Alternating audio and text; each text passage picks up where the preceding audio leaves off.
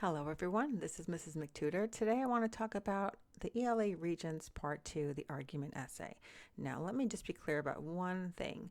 This video is meant to be very specific about how to approach Part 2 of the argument essay, how to deal with the sources and a little bit of setting up your structure. But if you need help with the structure, please also watch my video called How to Write an Argument Essay.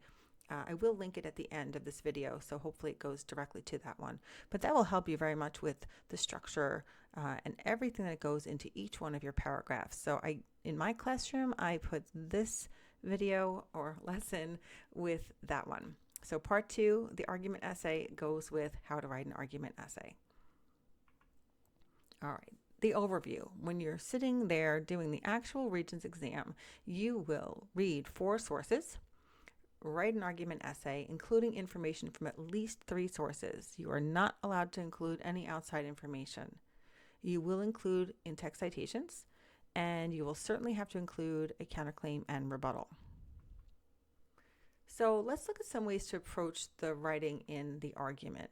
First of all, let's make sure that we always annotate our directions. If you don't annotate directions, you are likely to miss a specific detail that is essential for writing the assignment.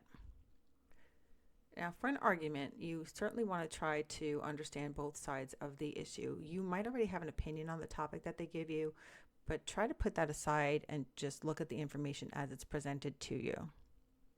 And then you do need to choose one side and write about it. You cannot flip-flop through this essay. You must choose a side. All right, think about it as sorting information.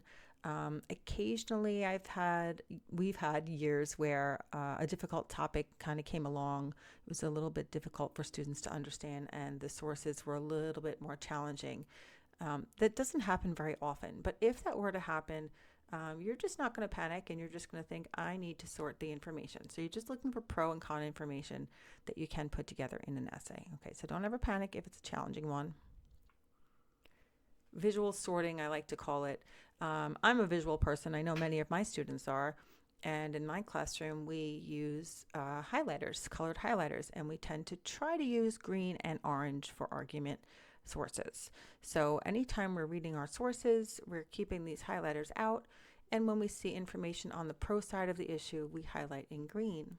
When we find information on the con side of the issue, we highlight in orange. It makes it very easy to go back and find the pro and con information to incorporate it in our essay. Anytime you do highlight in orange and green, it's a good idea to put a little note in the margin, just a tiny annotation to label what that information is about. These should not be long, this should not be time consuming, but it does make it easy to go back and find that information and again, use it to make your essay well developed. So you can see here, I actually annotated this one. This is from a previous Regents exam about GMO foods. And this one is filled with pro and con information inside the one source. You can see me putting some labels in the margin so that I can easily go back and find my way to that information to include it.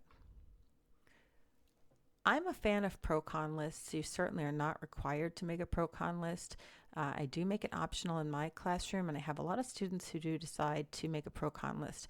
This isn't something that I would encourage to really do as extra work at the end, but if you're able to make a pro-con list as you're reading your sources, it can be very helpful. So when you find pro-con information that you're highlighting and labeling, some students like to just jot down on which side it would be on their list, pro or con. Sometimes in the end, you see you have a lot more pro information than con information, or vice versa, and you can easily decide which would make for a stronger essay. Okay, again, the structure of the essay is very important. I am going to show you the outline that I use with my students on the next slide, but again, I'm going to mention we're going to mention it briefly here about the structure. So anyone who needs additional help with organizing the argument essay, if you need to know exactly what to write in each one of your paragraphs and how many paragraphs it should be, I have a very detailed video about that as well. Again, it's called How to Write an Argument Essay. I'm going to link it at the end of this video. Okay, but this is the outline that I use in class. This one has a little bit of a fill in the blanks type thing for you. We have 5 paragraphs. I'll be brief here. Your introduction. Your first body is your first main reason. Your second body is your second main reason.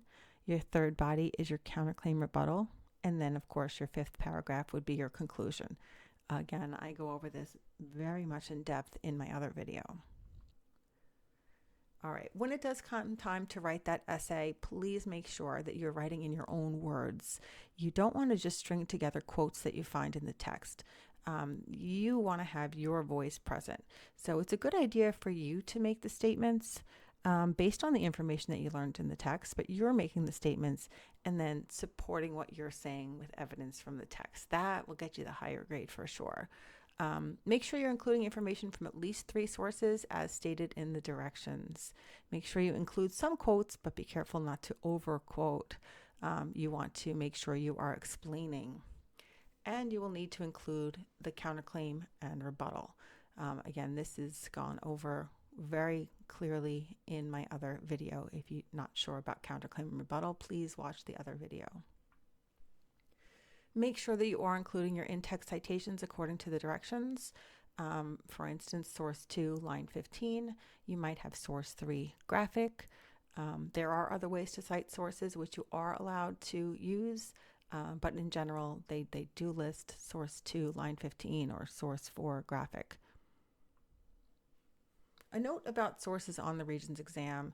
The Regents Part 2 argument essay, you will work with multiple sources, and you're going to get different kinds of sources. It used to be that we were always just given 4 texts. We called them texts. Now we call them sources. But you might have, your sources might be written passages. You might have some passages that have an embedded graphic within that passage.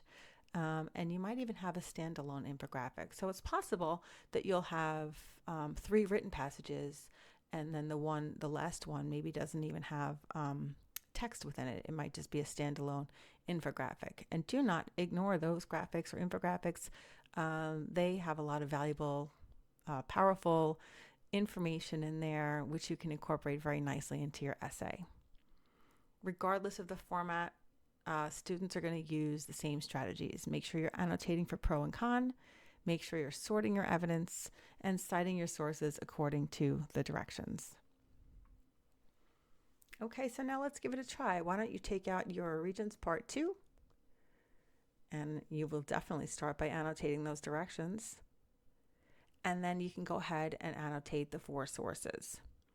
You should use green and orange highlighters to sort pro and con information. Make sure that you're labeling the information in the margins. Before I wrap up, I do just want to show you from the GMO previous Regents exam, I can just give you a glimpse at how I annotated these. For source 1, you could see me highlighting in green and orange with my little annotations, my labels in the margins. This source had pro and con information within it. Source 2, that was very heavily con side information, and a lot of it. I could see some exciting information in there because I see myself putting stars and exclamation points in there. There's a lot of information on the con side, but I am certainly labeling it, so I'll be able to use that information.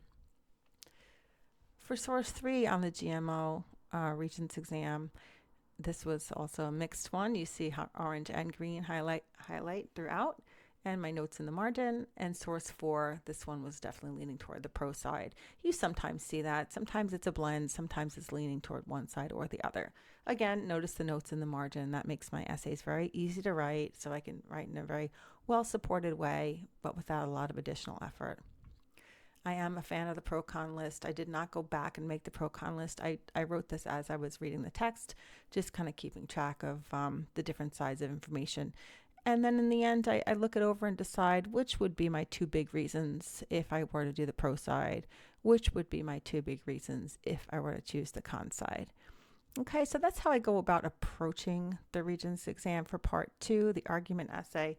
And once again, if you do need help writing this essay, please watch my other video, How to Write an Argument Essay, and I will take you right through every step, every paragraph, and help you through. If you like this video, please give it a like and subscribe to my channel. I will keep making these video lessons as long as they are helpful to you. Thanks for visiting.